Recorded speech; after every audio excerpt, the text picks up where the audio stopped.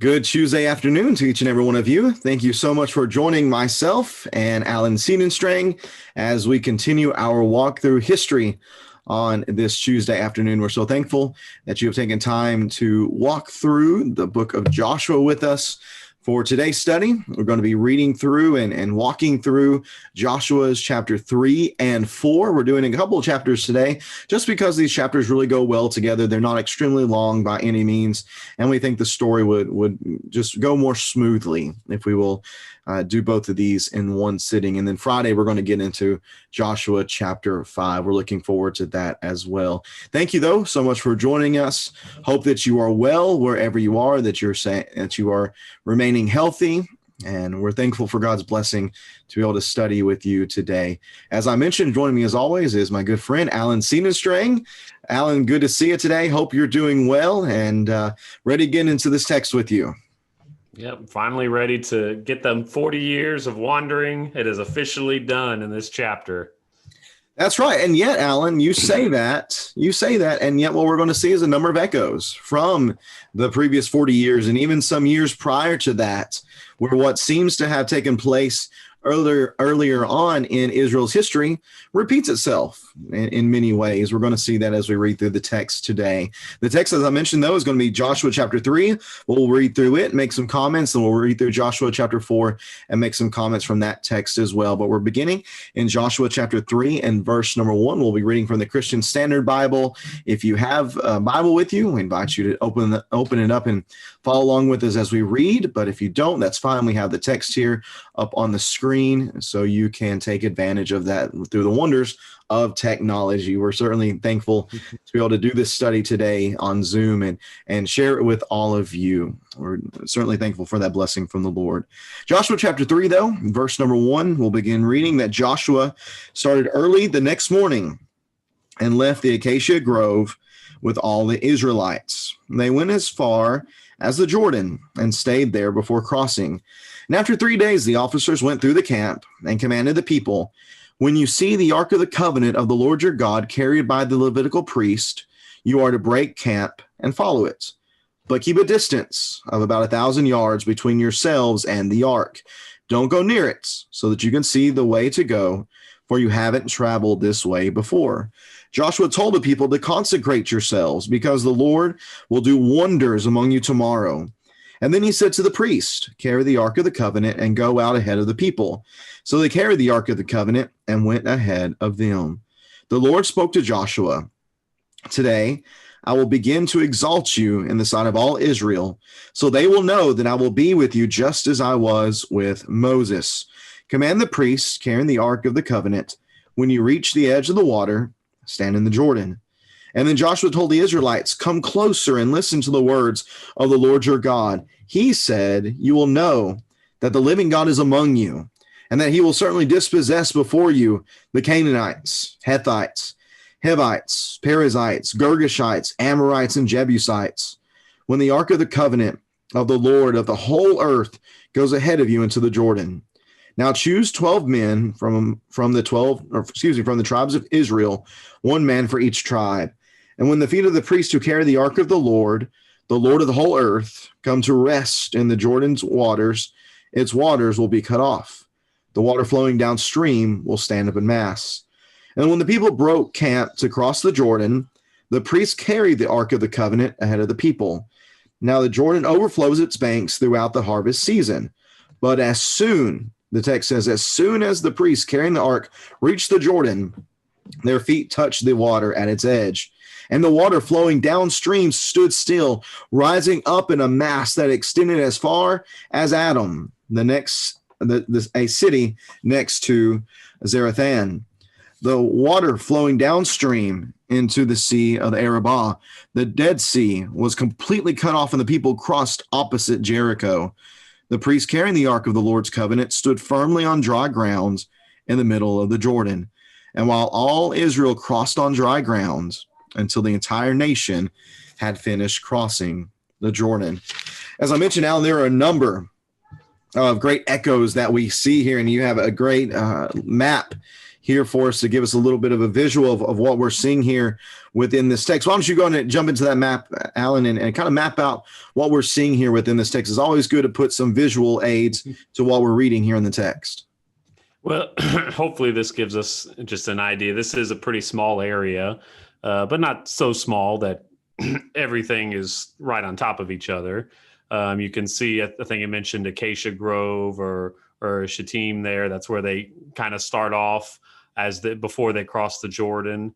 It mentioned the water stopping all the way up to Adam. So you're looking at 30 some odd miles when the water stops. That means the rest of the, it's still flowing. So if it stops, it's got to go somewhere. So it's kind of overflowing its banks for the back up river about 30 miles. But this is a pretty great miracle just for, obvious reasons. The water just stopping like that is obvious echoes to the Red Sea crossing. Mm-hmm. So I think that's the main gist of this passage. Just it really bookends their 40 years of wandering. It started with the Red Sea crossing. It's ending with another crossing of a miraculous crossing of the river or of a body of water. And one thing I never realized till last week, you can kind of see how close Jericho is to where they crossed. We're looking at, by my estimate, maybe 5 miles. Well, I noticed last week the spies, when they left, they were trying to avoid the parties from Jericho that were trying to capture them. Mm-hmm. Well, they went up into the mountains. Well, the mountains would be to the left, the west. All the plains are to the right, where the children of Israel were. So they actually went the opposite way. So if you think about it, and of course, people of Jericho, they're not stupid. They're going to have scouting parties. They're going to have soldiers probably everywhere between the Jordan River and Jericho. Because they know that's where Israel is. So you would think, common sense, they would go back to their people. So this event is not done in a bubble. This event is obviously seen by all the Israelites because they crossed over and they could see the water stopped. But I would assume that there is soldiers from Jericho, whatever other cities are in the area that are, scouts that are keeping a close eye on this, invading force and, bringing back intelligence. Well, they're going to be on the other side, on the west side of the river, watching and observing this the whole time. So this is done for the Israelites as a reminder that, hey, beginning of this journey, God was with you. They performed this miracle. Don't forget that, because God is with us again in the same way. And as a sign and a warning to, the people of Jericho and the people of Canaan as a whole, what's coming to them.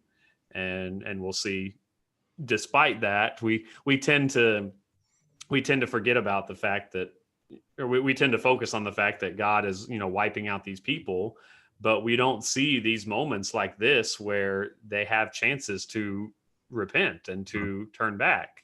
And you have people like Rahab, or later on, like the Gibeonites, that acknowledge and see that they are, the Lord is God, and they, choose to serve him instead of being obstinate. Well, we have the city of Jericho is close enough that everyone would know what has just happened in this chapter. And yet, what do? They lock themselves up, and they do not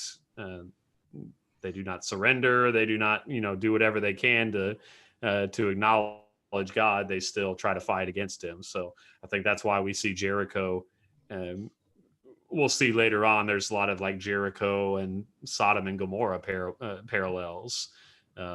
This is a city that's seen the signs, just like Pharaoh and just like Egypt saw the signs, and they did not repent. They did not acknowledge God. They still fought against him, and obviously they'll pay the price for that. But But again, just a great event that's happening here in the crossing of the Jordan.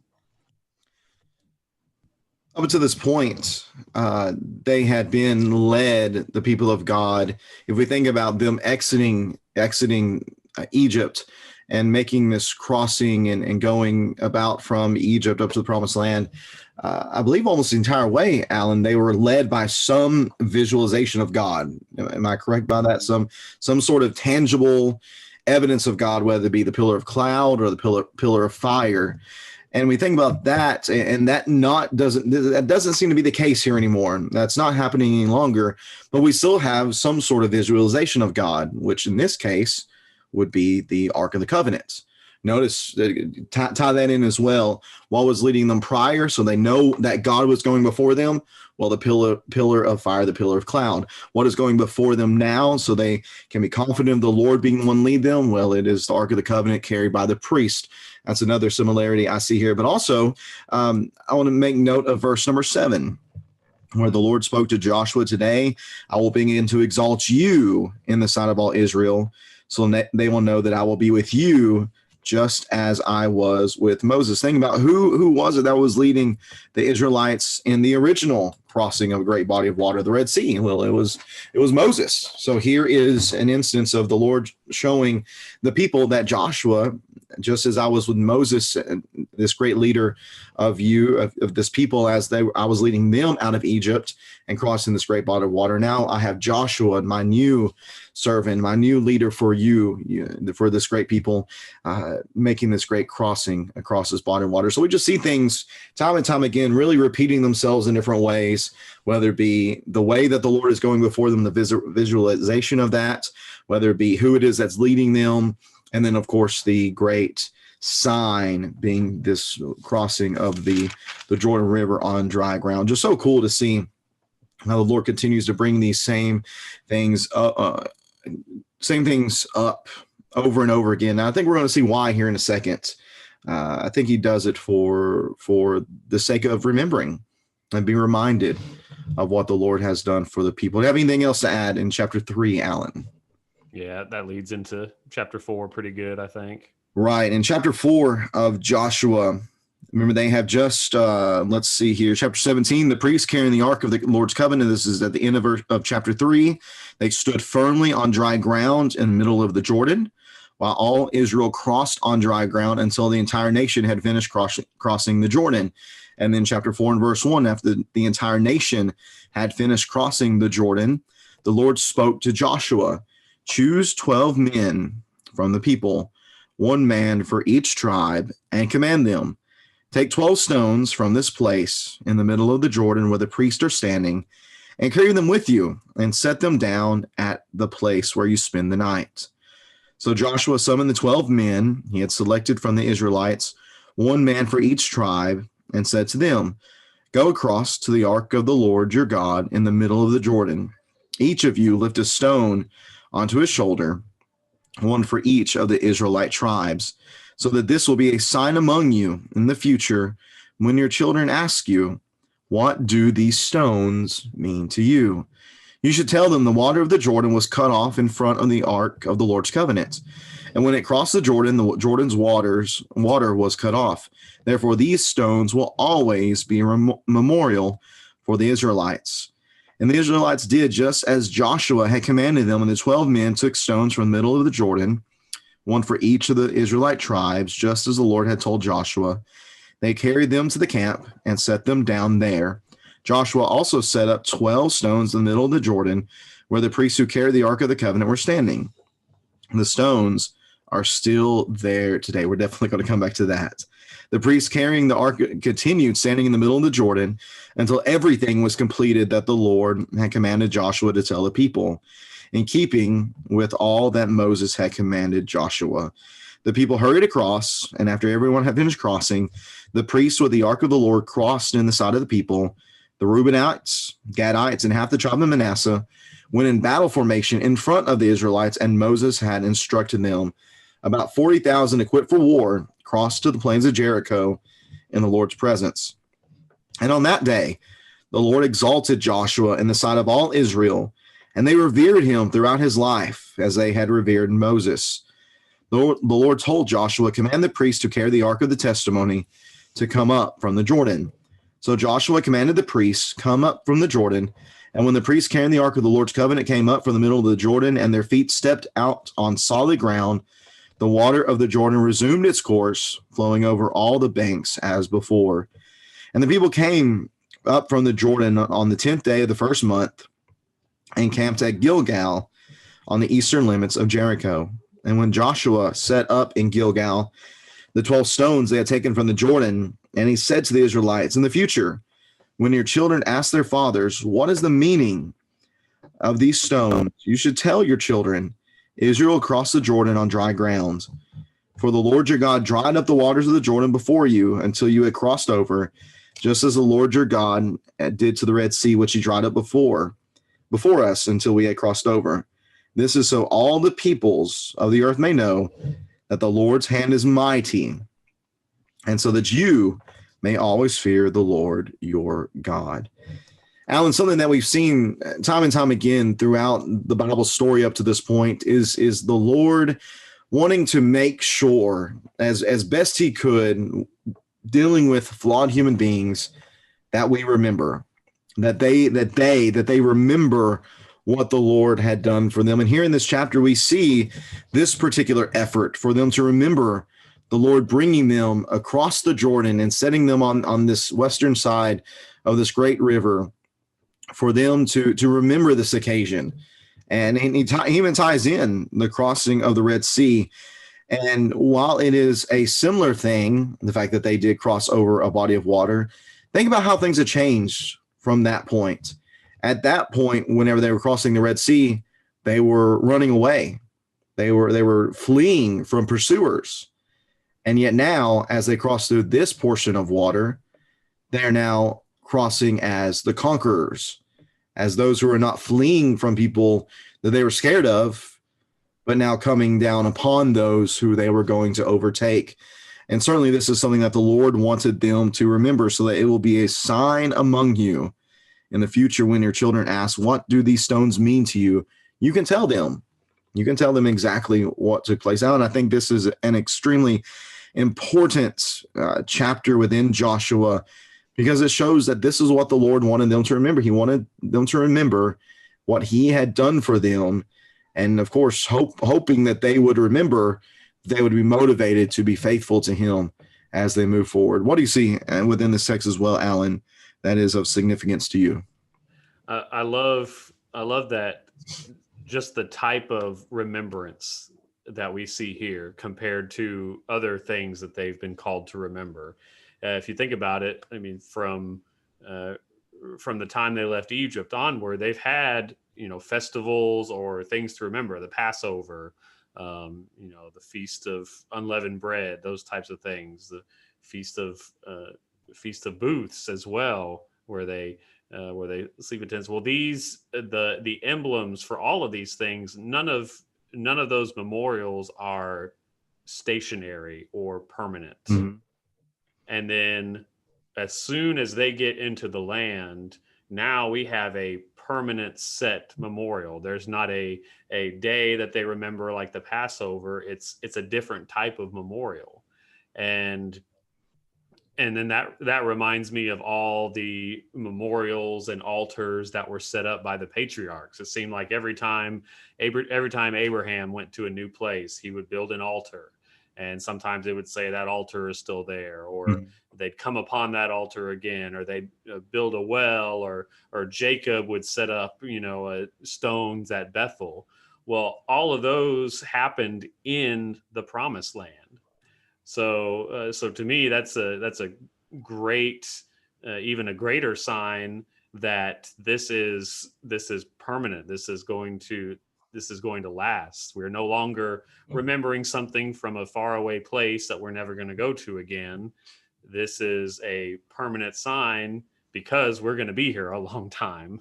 We're finally here in this promised land. So I find it interesting that we as Christians, what do we typically memorialize? Well, we memorialize the Lord's death, but do we Do we have a place that we go, that's always there, a stone, a monument that we've set up to remember that? No, we have emblems.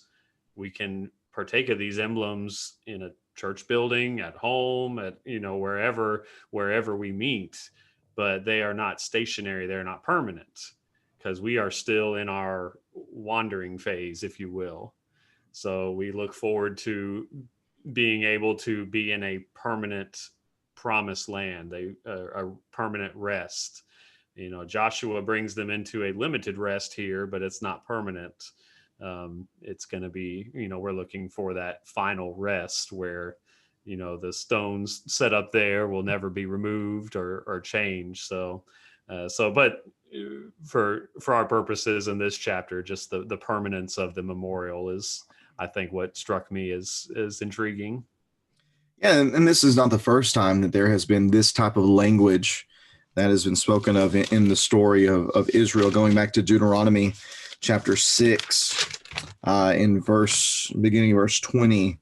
This is following the Shema of Israel, where they need to listen, the things they really need to embrace to be the foundation of their faith.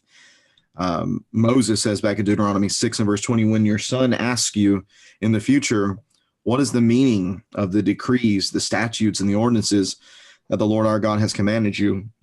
Tell him we were slaves of Pharaoh in Egypt, but the Lord brought us out of Egypt with a strong hand, and before our eyes the Lord afflicted great and devastating signs and wonders on Egypt, on Pharaoh, and in all his household. But he brought us from there in order to lead us in and give us the land that he swore to our fathers.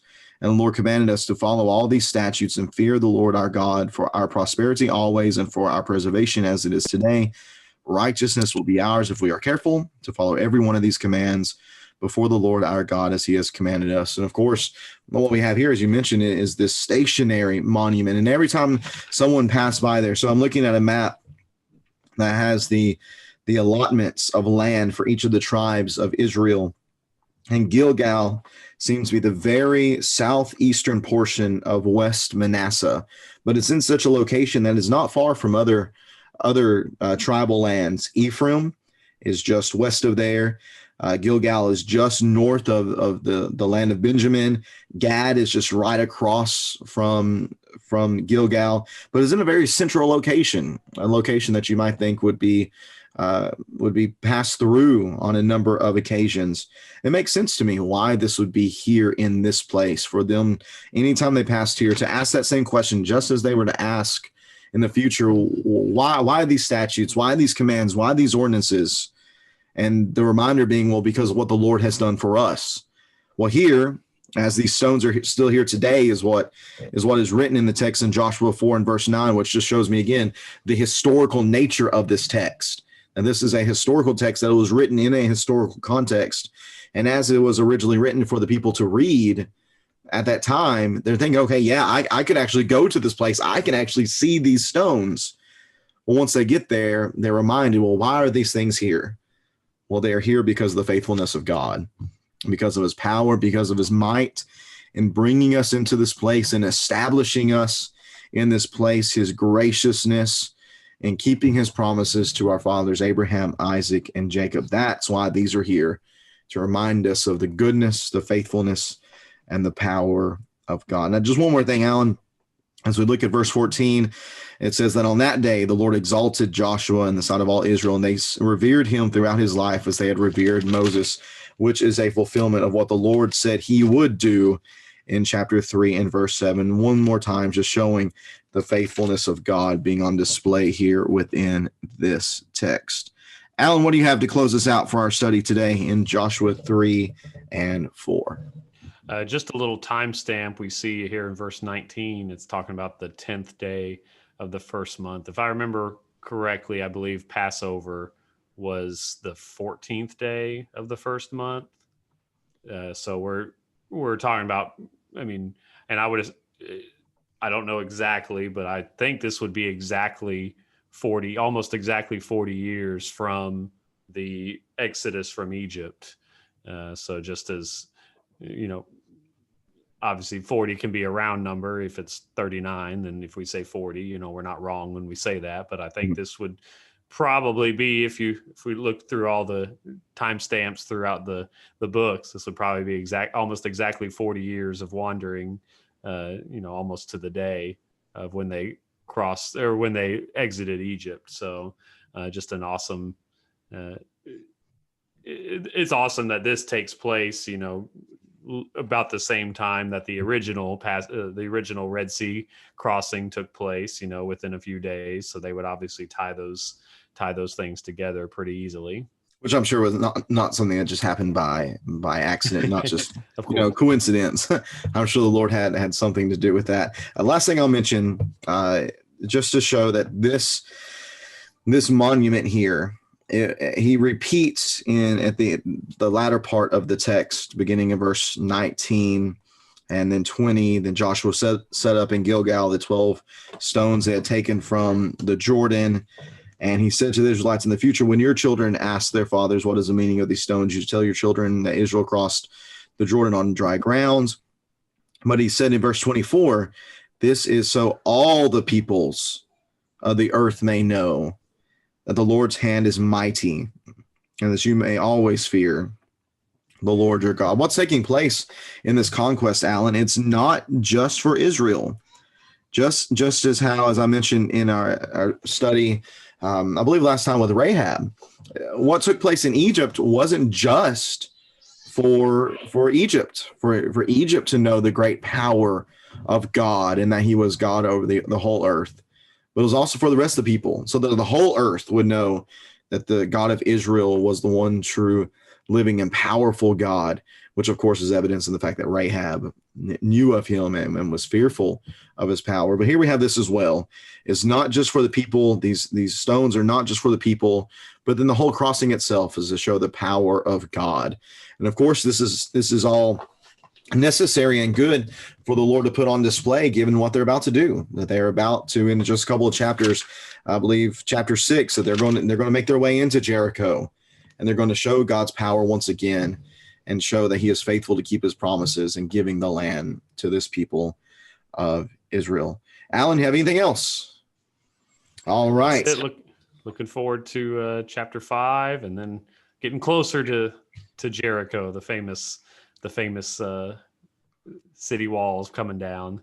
That's right. Yeah, we're going to hit chapter 5 on Friday.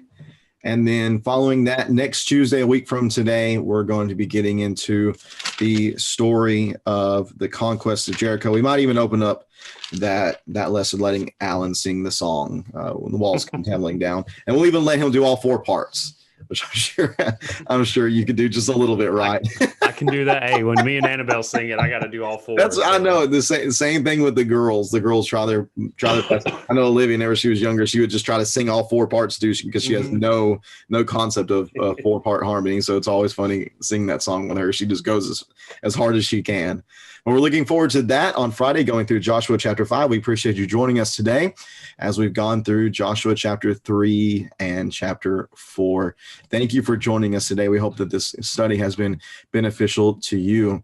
We hope that you have a great rest of your Tuesday. And if you're looking for a church to study with tomorrow night, so we invite you to join us either in person or online here on Facebook or YouTube, as Chris Benson leads us in another study in the Minor Prophets. I believe tomorrow night's study is going to be over Hosea. Very excited for the text. I really enjoyed a really great study last week in the book of Amos. That's here on the Facebook page, on the YouTube channel as well. In case you weren't able to join us for that, you can go back and review that if you like. But we hope you can join us either in person or here on the live stream. I'm sure you'll benefit greatly from his great teaching. Really appreciate the effort that he's put in there. But as I mentioned, look forward to having you back on Friday. Hope you have a great rest of your day, next few days. I hope we'll see you Friday as we walk through Joshua chapter 5. Everybody have a great night. God bless you. I hope we'll get to see you again soon. Everyone take care.